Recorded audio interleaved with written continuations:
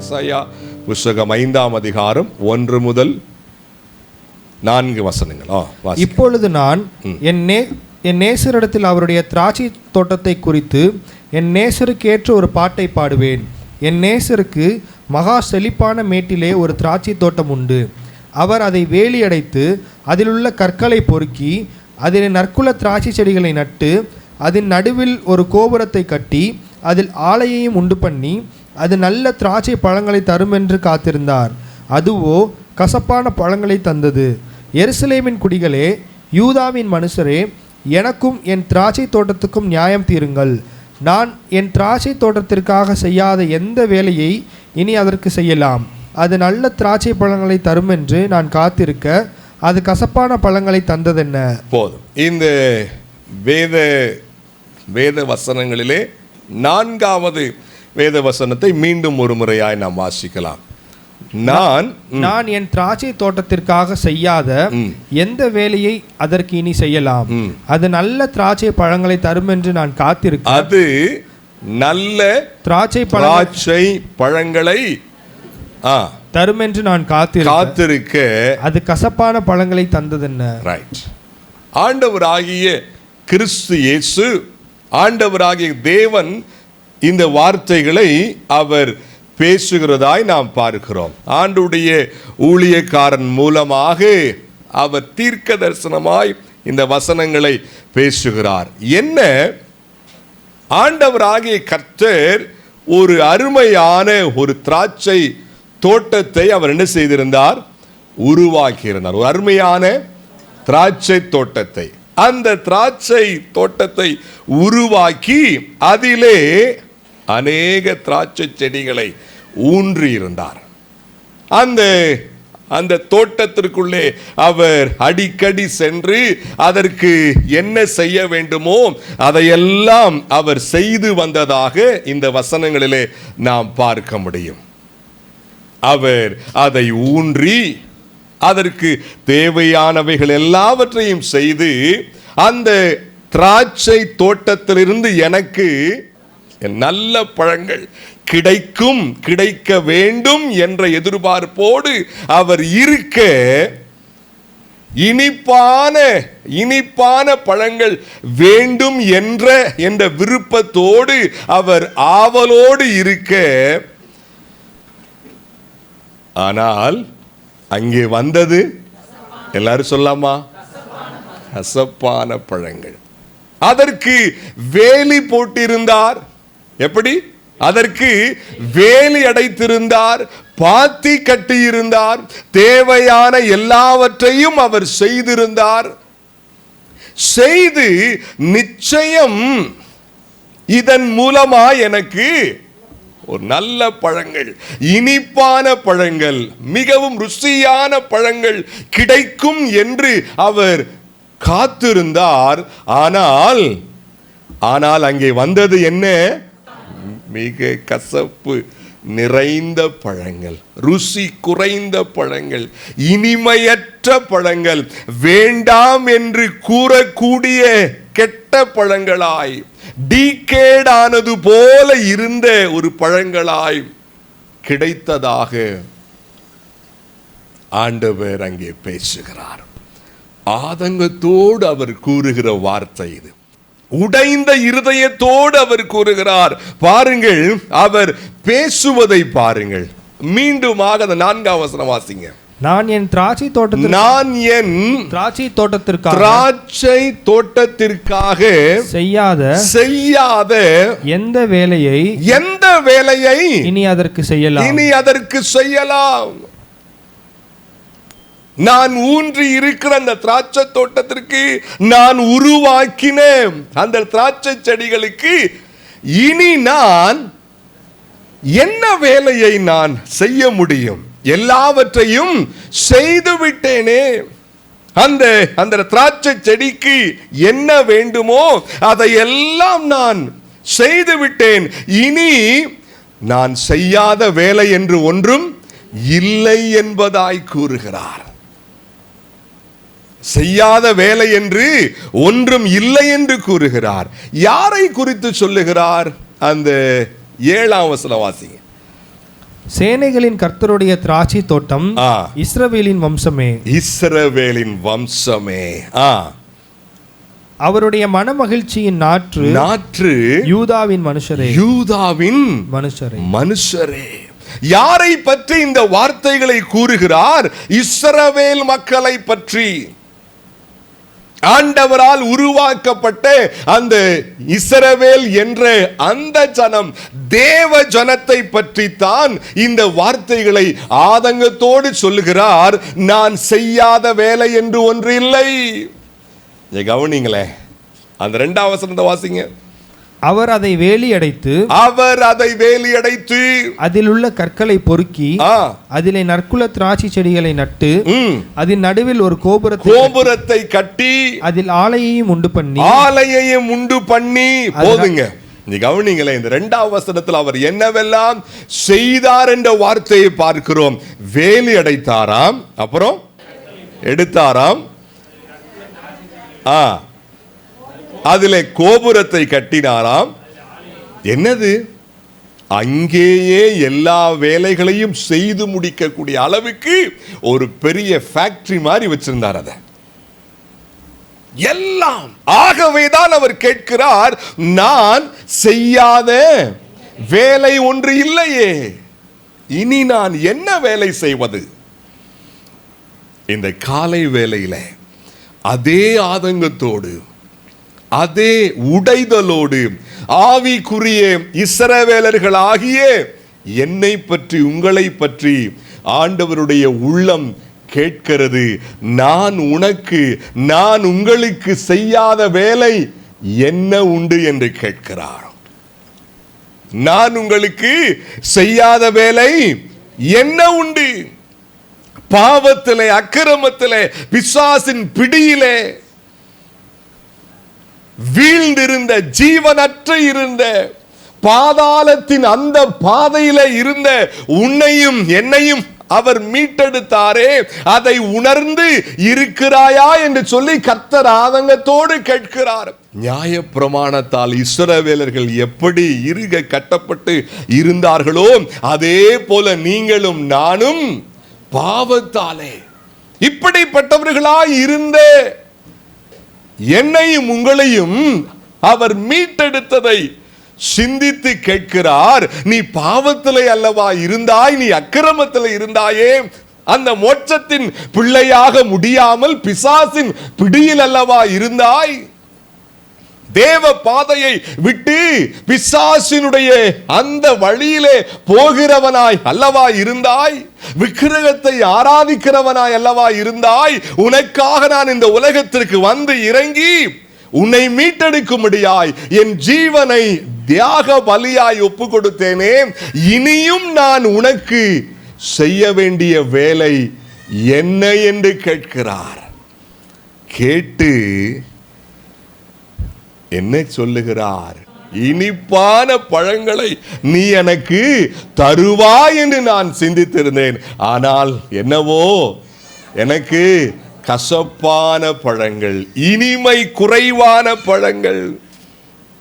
என் அன்புக்குரியவர்களே, ஆண்டவர் உங்களுடைய என்னுடைய வாழ்க்கையிலே எவ்வளவு எவ்வளவு கிருபை செய்திருக்கிறார் என்ற காரியத்தை உணர்ந்து பார்க்க வேண்டும். இந்த உலகத்தின் மூளைகளை சுற்றி பாருங்கள், இன்னும் கூட ஏராளமான கோடிக்கணக்கான ஜனங்கள் பஞ்சத்தாலே செத்து கொண்டிருக்கிறார்கள். கோடிக்கணக்கான ஜனங்கள் போரினாலே, யுத்தத்தினாலே வீடுகளை இழந்து ரோட்டோரத்திலே அடிபட்டு ரத்தம் ஒழுக தூங்க முடியாமல் அலைந்து கொண்டிருக்கிறார்கள். அவர்கள் எல்லாம் பிறந்ததிலிருந்தே அப்படி அல்ல, அவர்கள் ஊரிலே, அவர்கள் இருக்கிற நாட்டிலே இருக்கிற அந்த பிரச்சனையினாலே பாதிக்கப்பட்டவர்கள். பஞ்சத்தினாலே, உடை இல்லாமல், மண்ணை சாப்பிட்டு கொண்டு. என் அன்புக்குரியவர்களே, இங்கே இருக்கிற யாராவது இது போல இருந்திருக்கிறோமா? கொஞ்சம் கேட்டு பாருங்க உள்ளத்தை தொட்டு. சாப்பாடு இல்லை, அதனால நான் கொஞ்சம் மண்ணு சாப்பிட்டேன். யாராவது? எனக்கு வீடு இல்லை, ரோட்ல தூங்குனேன். இருக்கீங்களா அப்படி யாராவது? என் அன்புக்குரியவர்களே, எத்தனை ஜனம்! உலகத்தை சற்று சுற்றி பாருங்கள். மீடியா உலகம் இன்றைக்கு பெரிது. புத்தியுள்ளவர்களாய் நீங்கள் மீடியா மூலமாய் சுற்றி பார்க்கும் பொழுது அநேக சிறு பிள்ளைகள், பார்ப்பதற்கு அழகாய் அருமையாய் இருக்கிற பிள்ளைகள், கண்ணீர் வடித்துக் கொண்டு, மூக்கு ஒழுகி கொண்டு, சாப்பாட்டுக்காக ஏங்கிக் கொண்டுகிற ஜனம் எத்தனை! மாடி மாடியாய் இருந்த வீடுகள் இடிந்து, மிக அழகாயிருந்த அவருடைய பட்டணம் ஒன்றுமில்லாமற் போய் பிச்சைக்காரர்களை போல கோடிக்கணக்கான ஜனம் சுற்றி திரிகிறது. ஆண்டவர் உங்களையும் என்னை பார்த்து கேட்கிறார், உனக்கு செய்யாத வேலை ஏதும் உண்டா என்று கேட்கிறார். என் மகனே, மகளே, இஸ்ரவேலர்களை பார்த்து கேட்ட அதே கேள்வி உங்களையும் என்னையும் பார்த்து கேட்கிறார். அன்பு மகனே, நான் செய்யாத வேலை ஏதாவது உண்டா? நான் செய்யாத விஷயம் ஏதாவது உண்டா? மீண்டுமாய் அந்த 4ஆம் வசனத்தை வாசிங்க. நான் என் திராட்சை தோட்டத்திற்காக செய்யாத எந்த வேலையை அதற்கு இனி செய்யலாம். எல்லா வேலைகளையும் செய்திருக்கிறேன், எல்லா விஷயங்களும் செய்திருக்கிறேன். உன்னை வாழ வைத்திருக்கிறேன், உணவு கொடுத்திருக்கிறேன், உடை கொடுத்திருக்கிறேன், வீடு கொடுத்திருக்கிறேன், உனக்கு வேலை கொடுத்திருக்கிறேன். என்ன நான் செய்யவில்லை என்று கேட்கிறார். போன 2 வாரத்துக்கு முன்பதாக பூமி அதிர்ச்சியை பற்றி நீங்கள் கேட்டிருப்பீங்க.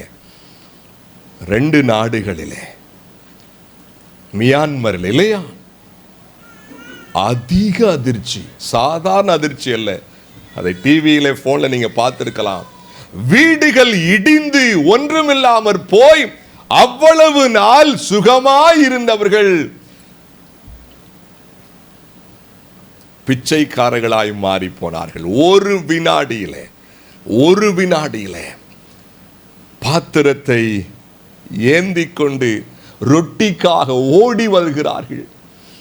ஆதரிக்க யாரும் இல்லை. நன்றாயிருந்தவர்கள், ஃபேன், ஏசி, டியூப்லைட், கார், வண்டி எல்லாவற்றோடும் இருந்தவர்கள் இப்பொழுது ஒன்றுமில்லை. எல்லாம் இடிந்து ஒன்றுமில்லாமல் போனது.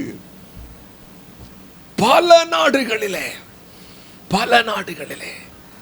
ஆண்டவர் கேட்கிறார், மகனே, உன்னுடைய பிரச்சனை பாடுகளை பற்றியே நீ பேசிக் கொண்டிருக்கிறாயே, கொஞ்சம் உலகத்தை சுற்றிப்பார் என்று சொல்லுங்க. கொஞ்சம் உலகத்தை சுற்றிப்பார்.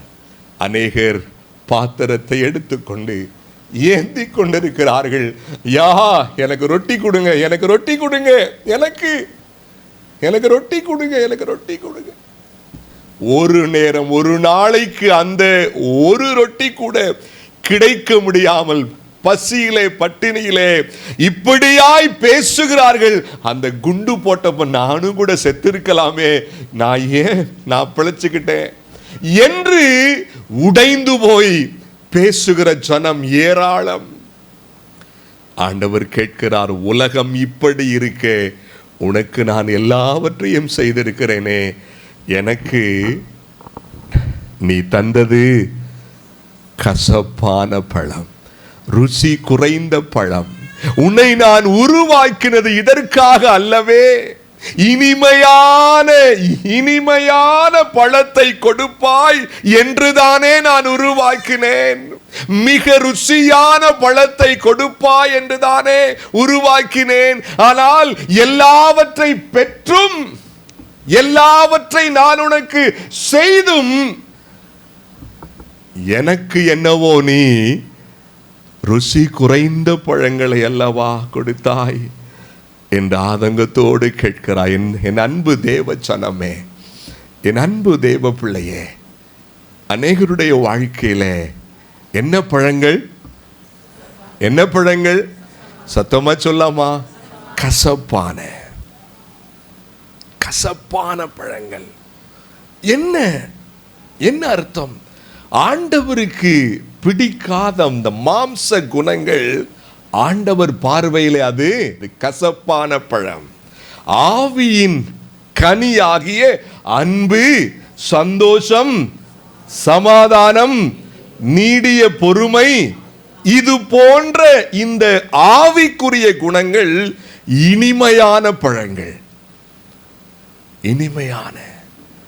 ஆண்டவர் கேட்கிறார், நான் செய்யாத எந்த வேலையை செய்யலாம், உனக்கு எல்லாவற்றையும் நான் கொடுத்து விட்டேன். ஆனால் உன்னுடைய புத்தியினத்தால், உன்னுடைய ஞானமற்ற வாழ்க்கையால், உன்னுடைய பாவத்தால், உன்னுடைய வீழ்ச்சியினால், உன்னுடைய ஆண்டவரை தேடாமையினால் வந்த எல்லா அந்த விளைவை நீ யோசித்துக் கொண்டே எத்தனை நாட்கள் அப்படி இருக்க போகிறாய்?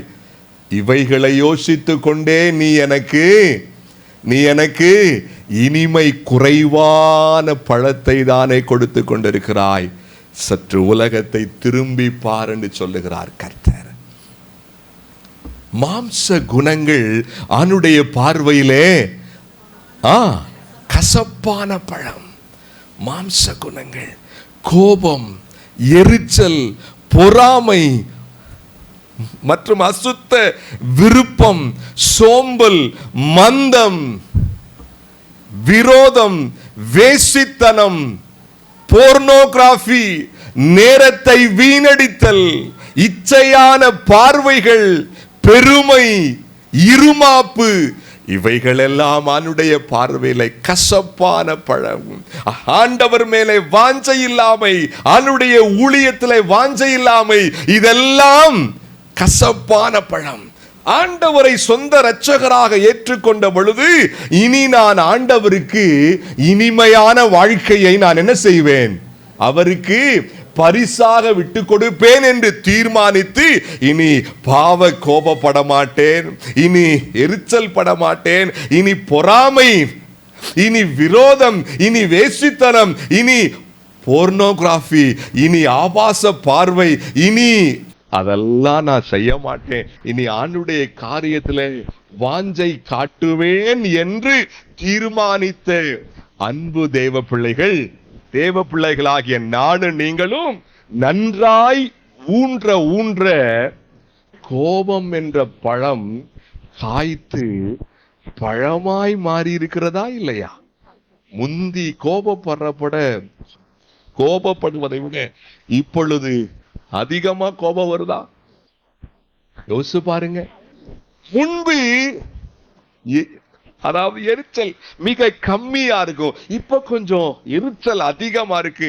முந்தி விரோதம் அதிகம், மிக குறைவு, இப்பொழுது அதிகமா இருக்குது.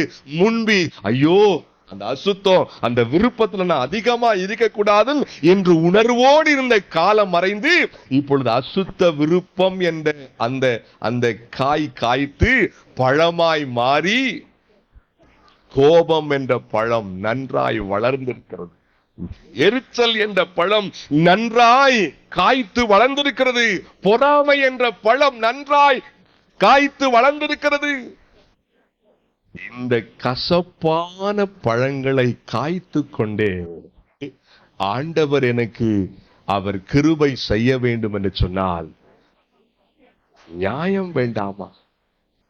அன்புக்குரியவர்களை ஆண்டவர் ஆனந்தத்தோடு கேட்கிறார். சோம்பல், மந்தம் என்ற பழம் காய்த்து வளர்ந்திருக்கிறது. அதெல்லாம் ஆண்டவருக்கு பிடிக்காது, கசப்பான பழம். அந்த பழம் இருக்கிற வரைக்கும் வாழ்க்கையும் ரொம்ப கசப்பாதான் இருக்கும், இனிமை வரவே வராது.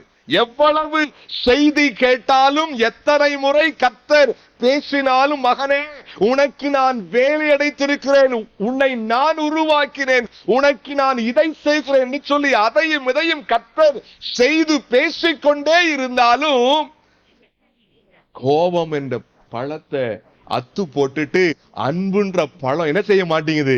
காய்க்க மாட்டேங்குது. விரோதம், எரிச்சல், புகைச்சல், பொறாமை, விட்டு கொடுக்காமை, சோம்பல், மந்தம், விபச்சாரம், வேசித்தனம், ஆபாச உணர்வு, ஆபாச பார்வை, போர்னோகிராபி, இன்னும் இது போல நிறைய விஷயங்களை காய்த்து கொண்டே இருக்கிறோமே. ஆண்டவர் கேட்கிறார், ஆண்டவர் கேட்கிறார். 5 வாசிங்க. இப்போதும் நான் என் திராட்சை தோட்டத்திற்கு செய்வதை உங்களுக்கு அறிவிப்பேன். அதன் வேலியை எடுத்து போடுவேன். என் அன்புக்குரியவர்களே, நானும் ரொம்ப நாளா கோபம்ன்ற அந்த பழம் வச்சிருக்கிறேன். எரிச்சல், பின்வாங்குதல், சோம்பல், அசுத்தம், மந்தம் எல்லாத்தையும் வச்சிருக்கிறேன். நேரத்தை வீணடித்தல் என்ற பழம் இருக்குது. ஆனா ஒண்ணு நடக்கலையே. வேலி சீக்கிரம் கண்டிப்பா போகுது, ஜாக்கிரதையா இருந்துக்கு. வேலி போகுது. மீண்டும் வாசிங்க வசனத்தை, மீண்டும் வாசிங்க. இப்போதும் நான் என் திராட்சை தோட்டத்திற்கு செய்வதை உங்களுக்கு அறிவிப்பேன். அதன் வேலியை எடுத்து போடுவேன். அது மேய்ந்து போடப்படும். அதன் அடைப்பை தகர்ப்பேன். அது மிதியுண்டு போம். என் அன்புக்குரியவர்களே, உன்னையும் என்னையும் மீட்டு கொண்டது இனிமை குறைந்த அந்த பழத்தை காய்ப்பதற்காக அல்ல. சிலரெல்லாம் எவ்வளவு வசனம் கேட்டாலும் அந்த தேவனுக்கு பிரியமற்ற அந்த மாம்ச குணத்தை பெருமையா சிந்திக்கிற கூட்டம் இருக்குது. சில கூட்டம் அந்த மாம்ச குணம் பெருமையாய் இருமாப்பாய் இருப்பதை அன்று சொல்றாரு. செய்யாத வேலை இனி ஒண்ணுமே எப்படிங்க செய்யாத வேலை என்று நீ ஒண்ணு இல்ல. போன வாரத்தில் ஆண்டவர் பேசின வார்த்தை என்ன? பேசின வார்த்தை சொல்லுங்க. உம்மிலே பலன் கொள்ளுகிற ஆண்டவர் உங்களுக்கு எனக்கும் அவர் பலனாய் இருக்கிறார். வாழ்க்கை மாறாம ஆண்டவர் எனக்கு பலன் சொன்னா அது சாத்தியப்படாது. ஆண்டவர் விரும்புகிற இனிமை பழம் வரணும். இனிமையான இனிமையான கனி, அன்பு என்ற பழம், சாந்தம் என்ற பழம், நீடிய பொறுமை என்ற பழம், ஆத்தும ஆதாயம் என்ற பழம், விசுவாசம் என்ற பழம், இச்சை அடக்கம் என்ற பழம், இவைகள் காய்க்க வேண்டும். தாழ்மை என்ற பழம், உண்மை என்ற பழம். இத பற்றி அநேகர் சிந்திப்பதே இல்லை. ஆலயத்துக்குள்ள இருக்கிறப்பதான் ஓஹோ நான் கிறிஸ்தவம் போல. எப்படி நான் கிறிஸ்தவன், ஐயோ இங்க ஆண்டவர் இருக்காரு, இங்க பாஸ்டர் இருக்காங்க, இங்க விசுவாசிகள் இருக்கிறாங்க, இங்க எங்க அம்மா அப்பா இருக்கிறாங்க, இங்க அவங்க பாப்பாங்க இவங்க பாப்பாங்க அப்படின்னு கிறிஸ்தவம் போல ஒரு போர்வையை போத்திட்டு சர்ச்சை விட்டு வெளியே போனதுக்கு அப்புறம் அதெல்லாம் உங்க உள்ளத்துக்கு தெரியும். அதெல்லாம் உங்களுடைய உள்ளத்துக்கு, அதெல்லாம் தெய்வம் பார்த்துக்கிட்டு இருக்காரு. வேலியை எடுப்பதற்காக தேவன் பேசவில்லை. இன்னும் பெரிய வேலியாய் போடுவதற்கு. இன்னும் ஏன்னா அந்த கசப்பான பழங்களை பிடுங்கி போட்டுட்டு நல்ல பழங்களை காய்ப்பேன் என்று தீர்மானிச்சிட்டோம்னா வேலிக்கு மேல இன்னொரு வேலியை போட ஆரம்பிச்சார். ஆமென், ஹல்லேலூயா. ஆண்டவர் இந்த வசனங்களை அவர் பேசுவதற்கான காரணம் ஒன்று என்னையும் உங்களையும் அவர் எச்சரிப்பதற்காக, இரண்டாவது அன்பின் நிமித்தமாக.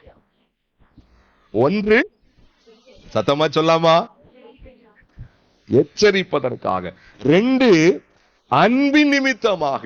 தேவன் இஸ்ரவேலரை நேசித்தபடினால்தான் இந்த வார்த்தைகளை அந்த இஸ்ரவேலர்களுக்காக அவர் பேசினார். இன்றைக்கு ஆண்டவர் உங்களையும் என்னையும் அவர் சிநேகிக்கிறபடினால் தான் இந்த வார்த்தைகளை பேசி ஒரு புதிய ஆரம்பம், ஒரு புதிய தீர்மானம் உண்டாக வேண்டும் என்று கேட்கிறார். என் அன்புக்குரியவர்களே, அநேகருக்குள்ளே ஒரு கேள்வி இருக்கு. அநேகருக்குள்ளே கேள்வி. என்ன கேள்வி? நான் ரட்சிக்கப்பட்டேன், நான் ரட்சிக்கப்பட்டேன், ஞானஸ்தானம் எடுத்துட்டேன், முடிந்த அளவுக்கு நான் சண்டை என்ன செஞ்சிடறேன், கூட்டத்துக்கு ஆராதனைக்கு வந்து ஆண்டவரை தேடுறேன். ஆனா என்னால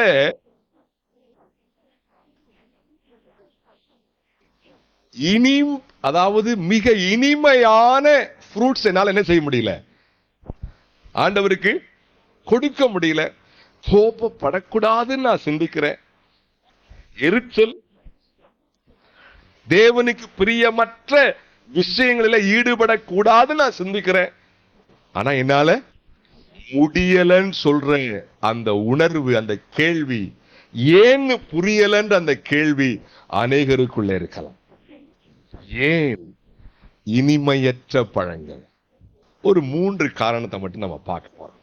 அந்த காரணத்தை ஆராய்ஞ்சு பார்த்து ஒரு சீர்படுத்திட்டா இன்னையிலிருந்தே அந்த இனிமையற்ற அந்த பழங்கள் பிடுங்கப்பட்டு தூக்கி எரியப்பட்டு இனிமையான, எப்படிங்க, இனிமையான பழங்களை நாம் காய்க்க முடியும். முதலாவது, ஏன் நம்முடைய வாழ்க்கையிலே இனிமையற்ற பழங்கள்? ஏன்? அந்த 20ஆம் வசனமும் 23ஆம் வசனத்தை வாசிக்கலாம். தீமையை நன்மை என்றும் நன்மையை தீமை என்றும் சொல்லி இருளை வெளிச்சமும் வெளிச்சத்தை இருளுமாக பாவித்து கசப்பை தித்திப்பும் தித்திப்பை கசப்பும் என்று சாதிக்கிறவர்களுக்கு ஐயோ ஐயோ. பரிதானத்திற்காக குற்றவாளியை நீதிமானாக தீர்த்து நீதிமானின் நியாயத்தை அவனுக்கு விரோதமாய் புரட்டுகிறவர்களுக்கு ஐயோ ஐயோ. நிறைய வேத வசனத்தை கேட்டும் நீ கவனிங்க, எப்படி நிறைய செய்தியை கேட்கிறோம். ஆமாவா இல்லையா? இந்த காலம் மீடியா உலகம் பெருத்து போன காலம், இங்கும் அங்குமாய் செய்திகள் நிறைய இருக்கிறது. சிலர் புரியாமல் அதை கேட்கிறோம். ஆனால் ஊமச்சுகுல தேவனுடைய அசம்பிளியிலேயே அநேக செய்திகளை ஆண்டவர் பேசிக்கொண்டே இருக்கிறார். இவ்வளவு தேவன் பேசியும் என் வாழ்க்கையிலே என்ன பழங்கள் தான் இருக்கிறது? கசப்பான பழம் தானே வருது. என்னால அன்பா, என்னால சாந்தமா பொறுமையா இருக்க முடியல, என்னால இச்சை அடக்கமா இருக்க முடியல, என்னால விசுவாசமா இருக்க முடியல. இதற்கு காரணம் முதலாவது, அந்த 20ஆம் வசனமும் 23ஆம் வசனத்துல என்ன சாராம்சம் தெரியுமா? தீமையை என்னவா? தீமையை நன்மை என்றும் இருளை வெளிச்சம் என்றும் பொய்யை உண்மை என்றும் எண்ணி பேசுகிற புரட்டு வார்த்தைகள். என்ன வார்த்தைகள்? புரட்டு வார்த்தைகள். சொல்லுங்க பாப்போம், என்ன இருக்கு இதுல? இதுல என்னங்க இருக்கு? இதுல என்ன இருக்குது? ஆண்டவர் உங்களையும் என்னையும் மீட்டு கொண்ட நோக்கம், அல்லது பாவியாய் இருந்த என்னையும் உங்களையும் தெய்வம் மீட்டதின் மூலமாக உண்மையானவர்களாய் உங்களை மாற்றி இருக்கிறார். எப்படிங்க? உண்மையானவர்களாய். தேவனுடைய நீதி நம்மேல் இருக்கிறது. எப்படிங்க? சொல்லுங்க, என்ன அர்த்தம்? ஆண்டவருடைய அந்த வாழ்க்கையை நாம் என்ன செய்து கொண்டோம்? அதை பெற்றுக் கொண்டோம். நாம் வாழ்ந்த வாழ்க்கையை அவர் எடுத்துக்கிட்டாரு. அப்ப மீட்கப்பட்ட ஒரு கிறிஸ்தவர்களுக்குள்ளே தேவ வாழ்க்கை, கிறிஸ்து இயேசு வாழ்ந்த வாழ்க்கை கிஃப்டாக அது உங்களுக்கு எனக்கு என்ன செய்யப்பட்டிருக்குது? அது கொடுக்கப்பட்டிருக்கு. அந்த நீதியான அந்த வாழ்க்கையில பொய்யை உண்மை என்றும் தீமையை, சத்தமா சொல்லாமா, தீமையை நன்மை என்றும் இருளை வெளிச்சம் என்றும் உண்மைக்கு மாறான இந்த புரட்டு வாழ்க்கை, இந்த விஷயத்துல மாற்றம் இல்லாதவர்களுக்கு எவ்வளவு செய்தி கேட்டாலும், சொல்லுங்க, அவங்க வாழ்க்கையில சத்தமா சொல்லுங்க பாப்போம், இனிப்பான என்ன செய்யாது? வராது. என்ன அர்த்தம்? பார்க்கிற அந்த பார்வையே யார குற்றம் சொல்லலாம், யார நீங்க கவனிங்க. அது சாதாரணம் அல்ல, அது பிசாசுடைய வேலை. பிசாசுக்கு வேலை என்னது? பேர் என்னது? குற்றம் சாட்டுகிறவன். யார் ஒருவர் இந்த வேலையை செய்கிறார்களோ அங்கே பொய் இருக்கிறது, ஆனா அத உண்மை மாதிரி பேசுறது. அங்கே உண்மை இருக்கிறது, ஆனா அத பொய் மாதிரி பேசுறது. அங்கே தீமை இருக்கிறது, ஆனா அதை சத்தமா அது நன்மை மாதிரி பேசுறது. அங்கே இருள் இருக்கிறது, அதை வெளிச்சம் மாதிரி பேசுறது. இந்த மாய்மால வாழ்க்கை யாருக்குள்ள இருக்கிறதோ திருந்தவே முடியாது, உயிர் போற வரைக்கும். எப்படிங்க? அங்கே எவ்வளவு ஆண்டவர் பேசினாலும் அங்கே காய்க்கிற அந்த பழங்கள் அது சத்தமா கசப்பா தான் இருக்கும். ஏன்னா உள்ளே இருக்கிற அந்த பொல்லாத குணம் என்ன? ஒழுங்கான விஷயங்களை பார்க்க முன்வரவே மாட்டாங்க. அவங்க பார்வை அவங்க எப்பொழுதுமே வித்தியாசமான பார்வையில தான் இருப்பாங்க. ராங்கான பார்வைதான். ஒழுங்கான விஷயமா இருந்தாலும் ஒரு ராங்கான பார்வை. தீத்துல ஒரு வசனம் வாசிக்கிறோம், வாசிங்க. தீத்து 1ஆம் அதிகாரம் லாஸ்ட் 3 வசனத்தை வாசிங்க. விசுவாசத்தினாலே ஆரோக்கியம் உள்ளவர்களாய் இருக்கும்படி நீ அவர்களை கண்டிப்பாய் கடிந்து கொள். தீத்து என்ற ஊழியக்காரனை பார்த்து தேவ மனிதன் அப்போஸ்தலன் பவுல் சொல்றாரு, உங்க சபையார நீ என்ன பண்ணு சொல்லுங்க, கண்டிப்பாய் விசுவாசத்திலே ஆரோக்கியம் உள்ளவர்களாய் ஒரு ஹெல்த்தியான கிறிஸ்தவ வாழ்க்கை வாழும்படி நீ என்ன செய்ய, அவங்கள கண்டிப்பாய். அடுத்து கீழே வாசிங்க. சுத்தம் உள்ளவர்களுக்கு சகலமும் சுத்தமாயிருக்கும். என்னங்க, என்ன அர்த்தம்? உள்ளம் சுத்தமா இருக்குன்னா பாக்குறது எல்லாமே ஆல்மோஸ்ட் அவங்களுக்கு, அதாவது பிரயோஜனமானதை தான் அவங்க கண்ணு ஃபர்ஸ்ட் பார்க்கும். என்ன வாசிக்கிறோம்? மீண்டும் வாசிங்க. சுத்தம் உள்ளவர்களுக்கு சகலமும் சுத்தமாயிருக்கும். அடுத்து கீழே வாசிங்க. அசுத்தம் உள்ளவர்களுக்கு அவிசுவாசம் உள்ளவர்களுக்கும் ஒன்றும் சுத்தமாயிராது. யாருக்குங்க? யாருடைய உள்ளம் அசுத்தமான உள்ளமா இருக்கும், யாருடைய உள்ளத்துல விசுவாசம் இல்லாம அங்க என்ன வாசிக்கிறோம்? அதாவது அங்கே அவிசுவாசம் யாருக்குள்ள நிரம்பி இருக்கிறதோ அவங்களுக்கு ஒன்றும் என்ன அர்த்தம் அப்படின்னா, பார்க்கிறது போல பொய்யா தோணும், பார்க்கிறது போல உண்மையற்றதா தோணும். இருள வெளிச்சம்னு வாங்க, அப்புறம் தீமைய, அப்புறம் உண்மையை பொய்ன்னு வாங்க. இது வாசிங்க. அவர்களுடைய புத்தியும் மனசாட்சியும் அசுத்தமாயிருக்கும். அப்புறம் அவர்கள் தேவனை அறிந்திருக்கிறோம் என்று அறிக்கை பண்ணுகிறார்கள். நாங்க ஆண்டவர் என்ன செஞ்சிருக்கிறோம்? அறிஞ்சிருக்கிறோம். நாங்க கிறிஸ்தவங்க தான், நாங்க விசுவாசி தான் சொல்றாங்க.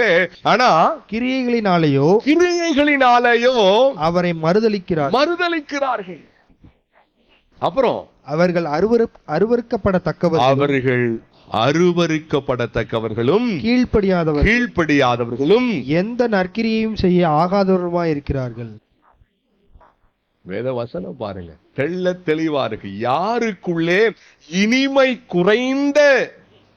இனிமை குறைந்த பழம், அன்பு இல்லையோ, அல்லது சந்தோஷம் இல்லையோ, சாந்தம் இல்லையோ, விசுவாசம் இல்லையோ, உண்மை இல்லையோ, உள்ள இப்படிதான் இருக்கும். இல்லைங்க, ஆண்டுடைய வசனத்தை கேட்டு வாழ்க்கைக்குள்ளே ஒரு மாற்றத்தை கொண்டு வரணும். ஆண்டவரே, நான் சிந்திப்பது எனக்கு வேண்டாம், உங்க சிந்தையால என் உள்ளத்தை என்ன செய்யுங்க. மாம்ச சிந்தை மரணம். என்னது? எல்லாரும் சொல்லுங்க பாப்போம். மாம்ச சிந்தை, இந்த உலகம் சார்ந்த சிந்தை, மாம்ச உணர்ச்சிகள் நம்மை மரணத்துக்கு நேராக கொண்டு போகும், ஆவிக்குரிய மரணத்துக்கு நேராக. அடுத்து என்ன வாசிக்கிறோம்? ஆவியின் சிந்தையோ, கிறிஸ்துவின் சிந்தைதான் ஆவியின் சிந்தை, வேத சிந்தைதான் ஆவியின் சிந்தை. இந்த சிந்தை உள்ளவர்களுக்கு எல்லாம் சுத்தமா இருக்கும். அவங்க திரிச்சு பேச மாட்டாங்க, இருளை வெளிச்சமா பேச மாட்டாங்க, அல்லது வெளிச்சத்தை இருளா பேச மாட்டாங்க. அப்புறம் தீமையை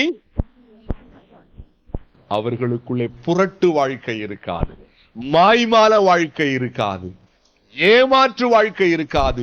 இந்த வாழ்க்கையை விட்டு யார் வெளியே வர்றாங்களோ அப்பதான் அவங்களுக்குள்ள, அதமா சொல்லுங்க, நல்ல பழம் காய்க்கும். அன்பு அப்பதான் உண்மை அன்பா வெளியே வரும். அதனால தான் 1 பேதுரு சொல்றாரு, நீங்க மாயமற்ற, எப்படி ஸ்நேகம் சொல்லல, மாயமற்ற. அதாவது ஸ்நேகம் இருக்கிற மாதிரியும் இருக்கு, இல்லாத மாதிரி. ஆனா உண்மையில இல்லங்க, மாயமற்ற சகோதர சிநேகம். இப்படிப்பட்ட போலி வாழ்க்கையை விட்டு யார் வெளியே வர்றாங்களோ அவர்களுக்குள்ளதான் இனிமையான பழங்கள் காய்க்கும். என்ன பழங்கள்? அன்பு, சந்தோஷம், சமாதானம். உள்ளத்துல சமாதானம் இருக்கும், உள்ளத்துல சந்தோஷம் இருக்கும், ஃபேமிலியில சந்தோஷம் இருக்கும், வேலையில சந்தோஷம் இருக்கும். என்னங்க, நானும் கிறிஸ்தவங்க, ரொம்ப வருஷமா கிறிஸ்தவனா இருக்கேன், உள்ளத்துல சந்தோஷமே இல்லை. இந்த வாழ்க்கையை விட்டு ஃபர்ஸ்ட் வெளியே வாங்க. இந்த வாழ்க்கையை விட்டு அந்த ஏசாயா 5:23 வாசிங்க. பரிதானத்திற்காக குற்றவாளியை நீதிமானாக தீர்த்து நீதிமானின் நியாயத்தை அவனுக்கு விரோதமாய் புரட்டுகிறவர்களுக்கு ஐயோ. கவனிங்க, என்ன ஆண்டவர் எப்படி பேசுறாரு பாருங்க. இங்க கவனிங்க, ஒருவேளை இது போன்ற பெரிய அளவில இல்லாம இருக்கலாம். கொஞ்சம் காசை வாங்கிட்டு இவங்க பொய், இவங்க அப்படி இப்படின்னு என்ன செய்யாம இருக்கலாம். ஏன்னா இங்க அப்படிதான் சொல்லிருக்கு. ஆனா காசு வாங்காமலே அவங்களுக்காக இவங்களை இழிவா பேசுறது, இவங்களுக்காக அவங்களை இழிவா பேசுறது. மீண்டும் வாசிங்க இந்த வசனத்தை. பரிதானத்திற்காக குற்றவாளியை நீதிமானாக தீர்த்து நீதிமானின் நியாயத்தை அவனுக்கு விரோதமாய் புரட்டுகிறவர்களுக்கு ஐயோ. இந்த வாழ்க்கை இருந்தா வாழ்க்கை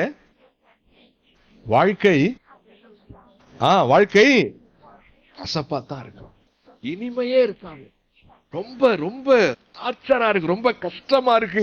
ஒரு இனிமையான உணர்வுல ஒரு சந்தோஷம், சமாதானம், ஒரு ஃப்ரீனஸே இல்லையே உலகத்துல. ஏன் இஸ்ரவேலுக்குள்ள இப்படிப்பட்ட குணம் இருந்துச்சு? என்னது? கொஞ்சம் காசை வாங்கிட்டு இவங்களுக்காக அவங்களை என்ன செய்யறது? சொல்லுங்க, நீதிமான குற்றவாளியாக்குறது அல்லது குற்றவாளியே நீதிமானாக்குறது, நீதிமானின் நியாயத்தை புரட்டி பேசுறது. என் அன்புக்குரியவர்களே, வேதத்திலே ஒவ்வொன்றிற்கும் பதில் இருக்கிறது. நான் சிந்திக்கிறபடி வாழக்கூடாது, நீங்கள் சிந்திக்கிறபடி வாழக்கூடாது. வேதம் சொல்கிறபடி வாழ வேண்டும். உங்களுடைய என்னுடைய நியாயம் அல்ல, அவருடைய நியாயம். ஆமென். அவருடைய நியாயம். அவர் எதின்படி வாழ சொன்னாரோ அதன்படி வாழ்கிற பொழுதுதான் வாழ்க்கையில இனிமை உருவாக ஆரம்பிக்கும். ஏன் நியாயம், என்னுடைய பிரச்சனைய அத பெருசா என்ற வரைக்கும் இனிமை உள்ள வராது. ஆண்டவருடைய நியாயம், எனக்கு உண்டான துன்பத்தையும் அந்த பிரச்சனையில் நான் பொருட்டா எண்ணாம இந்த சூழ்நிலையில நான் எப்படி இருக்க வேண்டும் என்று அவர் பேசியிருக்கிறார் என்று ஆராய்ந்து பார்த்து அதன்படி வாழ்கிற பொழுதுதான் வாழ்க்கை எப்படி இருக்கும்? இனிமையாய் இனிப்பான பழங்களை ஆண்டவருக்கு காய்க்க முடியும். தயவு செய்து இப்படிப்பட்ட வாழ்க்கையிலிருந்து வெளியே வருவோம். யாருக்காக யாரையும் நாம் என்ன செய்ய வேண்டாம்? சொல்லுங்க, புரட்டி பேச வேண்டாம். யாருக்காக யாரை? இவர்களுக்காக அவர்களை, அவர்களுக்காக இவர்களை. இந்த குணத்தை கொஞ்சம் தூக்கி போடுங்க. ஆண்டவர்ட்ட அறிக்கை இடுவோம், ஆண்டவர்ட்ட மன்னிப்பு இருக்கு. ஆண்டவரே, அவர்களுக்காக இவர்களை பகைச்சேன், இவங்களுக்காக அவங்கள பகைச்சேன், அவங்களோடு எனக்கு நேரடியான எந்த பிரச்சனையும் கிடையாது. ஆனா பரிதானம் வாங்கினது போல, எப்படி என்ன சொல்றாரு? என்னங்க சொல்றாரு? பரிதானம் வாங்கின. ஒருவேளை அப்படி இல்லாம இருக்கலாம். பரிதானத்துக்கு இணையாக அவர்கள் அன்புக்காக இவர்களை விரோதிக்க, இவர்கள் அன்புக்காக அவர்களை விரோதிக்க வேண்டாம். நியாயமான பாதையில் நல்லது. யாரையும் குற்றமும் குறையும் சொல்லாதீங்க. தெய்வம் பார்த்துக் கொள்வார். அதை இப்படிப்பட்ட வாழ்க்கை இருக்கும் வரை உள்ளத்திலே என்ன பழம் வரும்?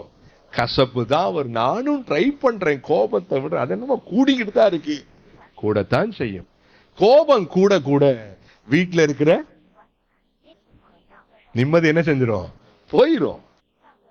அன்பு, சந்தோஷம், சமாதானம், சாந்தம், நீடிய பொறுமை, தயவு, நற்குணம், இச்சையடக்கம், விசுவாசம், இதெல்லாம் இனிப்பான பழம். இவைகள் நிச்சயம் வேணும். இவைகளை பற்றிய வேத அறிவு இருக்கு நமக்கு, இருக்கா இல்லையா? பார்க்காம இப்ப சொல்லுங்கன்னா நம்ம என்ன செய்வோம்? ஆமாவா இல்லையா? உடனே சொல்லுவோம். ஏன்னா அவ்வளவு அறிவு இருக்கு. வாழ்க்கையில வேண்டாமா? ஆண்டவர் நம்மை பார்த்து கேட்கிறார், எந்த வேலையை நான் உனக்கு செய்யலாம்? நான் செய்யாத வேலை என்ன இருக்குது? உலகத்துல அநேக சனம் ஒண்ணுமே இல்லாம இருக்கிறாங்களே. நீ வாழ்வதற்கு தேவையான எல்லாவற்றையும் நான் கொடுத்திருக்கிறேனே. எனக்கு இனிப்பான பழங்களை நீ என்ன செய்யணும்? கொடுக்கணும்னு விரும்புறார். 2வது 21 வாசி. ஏசாயா 5:21 வாசிங்க. தங்கள் பார்வைக்கு ஞானிகளும் தங்கள் எண்ணத்திற்கு புத்திமான்களுமாய் இருக்கிறவர்களுக்கு ஐயோ. ஏன் ஆண்டவருக்கு அந்த இஸ்ரவேலர்கள் இனிமையான பழங்களை காய்க்க முடியவில்லை? 2வது தேவ ஞானத்தை விரும்பாத தன்மை. எப்படிங்க சொல்லுங்க பாப்போம்? தேவ ஞானத்தை விரும்பவில்லை என்பதை நாம் பார்க்க முடிகிறது. எப்போது தன்னை ஒருவன் ஞானி போல சிந்திக்கிறான். நான் ஆண்டவருடைய ஞானத்தை என்ன செய்யல, விரும்பலன்னு சொல்லி யாரும் என்ன செய்ய மாட்டாங்க, சொல்ல மாட்டாங்க. எனக்கு ஆண்டவருடைய ஞானம் வேண்டான்னு சிந்திக்க மாட்டாங்க. தங்களை ஞானியா சிந்திக்கிற பொழுதே எனக்கு தேவ ஞானம் வேண்டாம் என்ற உணர்வு உள்ள இருக்குன்னு அர்த்தம். தேவ ஞானத்தை வேண்டாம் என்று யார் ஒதுக்குகிறார்களோ, நான் ஏன் ஞானம் மீண்டும் வாசிக்கிற அவசரத்தை. தங்கள் பார்வைக்கு ஞானிகளும் தங்கள் எண்ணத்திற்கு புத்திமான்களுமாய் இருக்கிறவர்களுக்கு ஐயோன்றாரு. தேவனை தேடாமல், தேவ ஞானத்தை, தேவ புத்தியை விரும்பாமல், தாங்கள் ஞானிகள், புத்திமான்கள் என்று சுயத்தை சார்ந்திருக்கிறவர்கள் ஆண்டவருக்கு கசப்பான பழத்தை. அதான் பாயிண்டிங். நீதிமொழிகளை வாசிக்கிறோம். என்ன வசனம்? எங்க எடுத்து வாசிங்க. நீதிமொழி 3ஆம் அதிகாரம் 3:7 வாசிங்க. நீ உன்னை ஞானி என்று எண்ணாதே, கர்த்தருக்கு பயந்து தீமையை விட்டு விலகு. நீ உன்னை ஞானி என்று என்ன செய்யாத, எண்ணாதன்றார். என்னங்க அப்ப முட்டாள்னு சிந்திக்கவா? வாசிங்க 5ஆம் வசனம் வாசிங்க. உன் சுய புத்தியின் மேல் சாயாமல் உன் முழு இருதயத்தோடும் கர்த்தரில் நம்பிக்கையாய் இருந்து. கர்த்தரே என் ஞானம் என்று சொன்னீங்க. நான் முட்டாள்னு சிந்திக்க வேணாம். எப்படி? நான் புத்தி இல்லாதவன் அப்படி சிந்திக்க வேணாம். கர்த்தர் என் ஞானமாயிருக்கிறார். ஆமென். அவர் என் ஞானம், அவர் என் அறிவு. அவரால் நான் புத்தியாய் இருக்க முடியும், அவரால் நான் ஞானமாய் இருக்க முடியும். யோசேப்பும் தானியேலும் எங்கேயாவது நான் ஞானவான் சொன்னாங்களா? சொல்லுங்க. தேசத்திலே அவங்க தான் ஞானம். ஆமாவா இல்லையா? காரணம் அவரை முன்வைத்து அவர்கள் வாழ்ந்ததுனாலே. யாருக்குள்ளே எல்லாரையும் விட எனக்குத்தான் ஞானம், நான் ஞானமா செய்வேன், ஆண்டவருடைய ஆலோசனை எல்லாம் வேண்டான்னு சொல்லி யார் இருக்கிறார்களோ அவருடைய வாழ்க்கை கசப்பா தாங்க இருக்கும். எங்கங்க ஒரு சிரிக்க கூட முடியல, அப்புறம் இருக்காதா? ஒரு நிம்மதியா வீட்டுல இருக்க முடியல, அப்படித்தானே இருக்கும். ஏன்? நான் தான் குடும்பத்தை கட்டி காக்குறேன், நான் தான் என் புருஷனுக்கு, என் மனைவிக்கு, என் பிள்ளைகளுக்கு நான் தான். அடுத்து ஆண்டவரை சும்மா தேடிக்கிறோம். அவர் இங்க ஒண்ணு செஞ்சரல, வாயில சொல்லல, செயல்ல காட்டுறோம். அநேக நான் தானே பண்ணணும், நான் தானே இல்லைங்க. அவராலே நான் பண்ணுவேன். ஆமென். அவராலே நான் வெற்றி பெறுவேன். அவராலே நான் புத்தியா இருப்பேன். அவராலே நான் ஞானமா இருப்பேன். அப்படிப்பட்டவங்க தான் ஆண்டவருக்கு இனிப்பான பழங்களை தர முடியும். அப்படிப்பட்ட வாழ்க்கை தான் இனிப்பா இருக்கும். நான் செய்யாத வேலை என்ன உண்டுன்னு கேட்கிறார். உனக்கு எல்லாத்தையும் செஞ்சுட்டேன், நீ என்ன செய்யறது? வேலையை தூக்குவதற்கு முன்பாக ஆண்டவர் என்ன செஞ்சிடணும்? தேடிடணும். ஆண்டவருக்கு ஒப்பு கொடுத்துடணும். இறுதியாக அந்த 24 வாசிங்க. இது நிமித்தம் அக்கினி ஜுவாலை வைக்கோலை பட்சிப்பது போலவும் செத்தையானது நெருப்புக்கு இரையாகி எரிந்து போவது போலவும் அவர்கள் வேர் வாடி அவர்கள் துளிர் தூசியை போல் பறந்து போகும். அவர்கள் சேனைகளின் கர்த்தருடைய வேதத்தை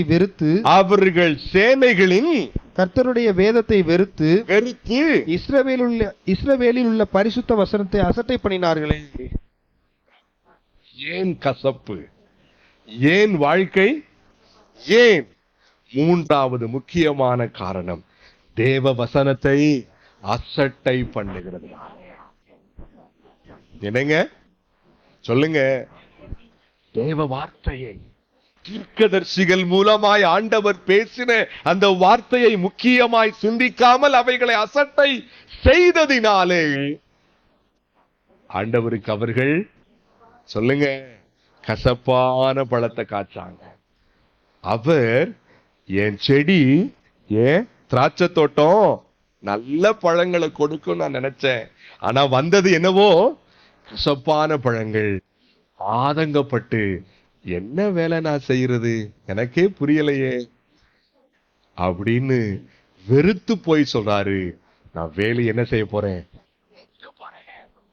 என் அன்புக்குரியவர்களே, தேவ வசனத்தை அசட்டை பண்ணாதீங்க. நான் தேவ வசனத்தை அசட்டை பண்ணுவேன் அப்படின்னு வாயில யாரும் சொல்ல மாட்டோம். கண்டிப்பா வாழ்க்கையில வாழ்க்கை மூலமா அதை காட்டுறோமே. என் அன்புக்குரியவர்களே, ஆண்டுடைய வார்த்தை தானே உங்களை வாழ வைத்துக் கொண்டிருக்கிறது. ஆண்டுடைய வார்த்தையினாலே தானே நாம் மீண்டுமாய் பிறந்தவர்கள். ஆண்டவர் உங்களோடு என்னோடு பேசிக்கொண்டே இருக்கிறாரே. அந்த ஒவ்வொரு கூடுகையிலும் ஒவ்வொரு முறையும் தெய்வம் பேசுகிற அந்த வார்த்தைகளை முக்கியமாய் சிந்தித்திருந்தால்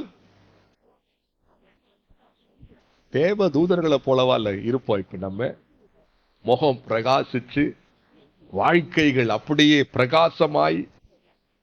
ஒவ்வொரு முறையும் வார்த்தைகளை கேட்டு இன்னைக்கு நல்ல செய்திங்க. இன்னைக்கு என்ன செய்திங்க? நல்ல செய்தி. என் கூட கர்த்தர் பேசினாரு.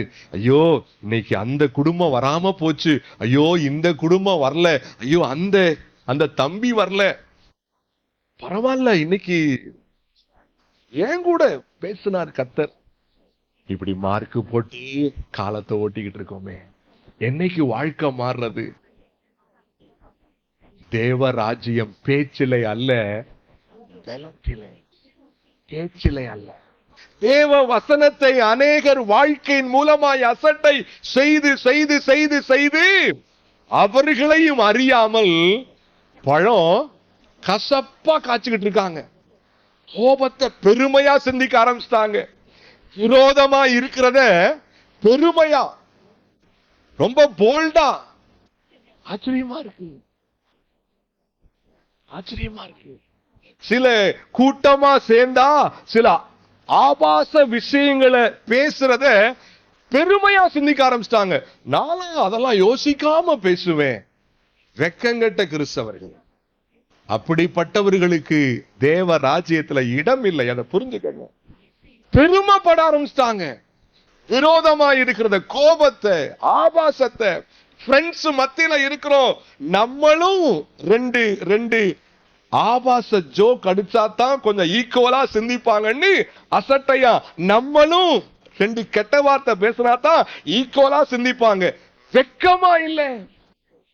பழங்கள் கசப்பா மாறிட்டு இருக்கு. மகனே மகளே, ஆண்டவர் உன் வாழ்க்கையை பார்த்து கொண்டிருக்கிறார். மகனே மகளே, என் பிள்ளை வாழ்க்கையில இனிமையா இருந்த பழம் கொஞ்சம் கொஞ்சமா டீகேட் ஆயிட்டு இருக்கு.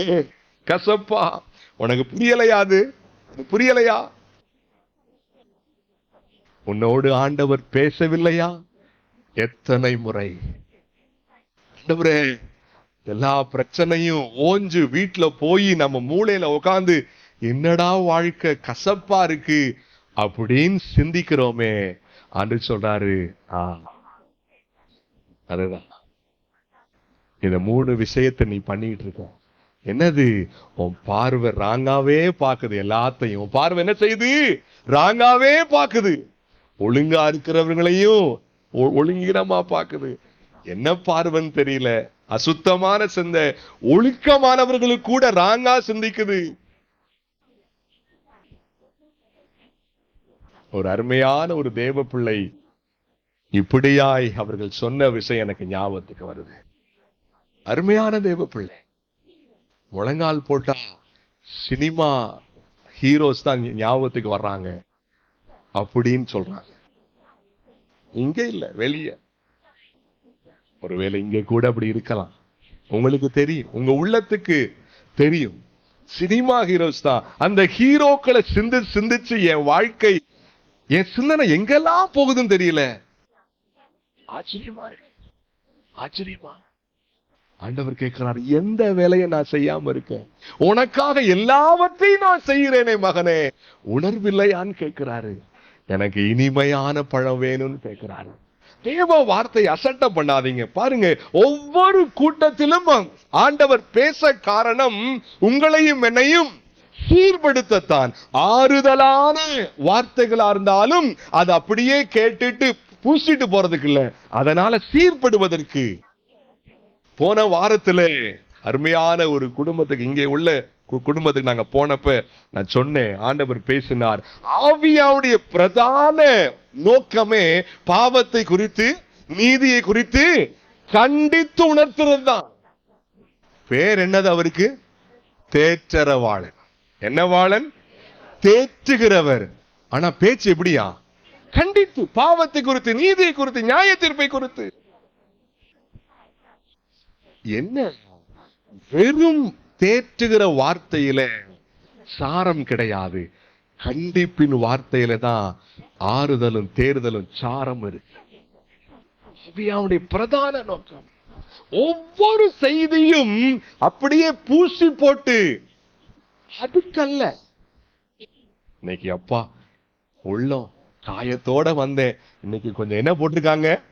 மருந்து போட்டிருக்காங்க. ஆண்டவர் மருந்து போட்டாரு, அப்படியே புண்ணு ஆறுறதுக்காக அல்ல, புண்ணு ஆறி கத்தருக்காக வாழ்றதுக்கு. ஆமென்.